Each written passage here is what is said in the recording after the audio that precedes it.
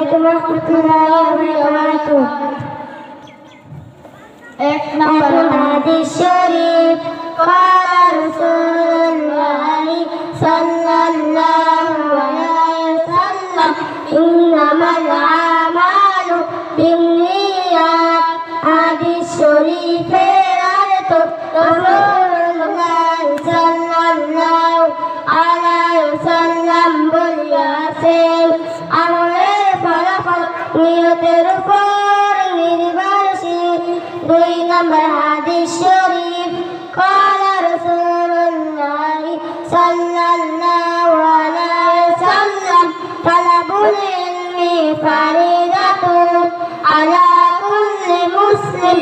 হাদিস শরীফের অর্থ রাসূলুল্লাহ সাল্লাল্লাহু আলাইহি ওয়াসাল্লাম বলেছেন, ইলমে দ্বীন শিক্ষা করা প্রত্যেক মুসলমানের উপর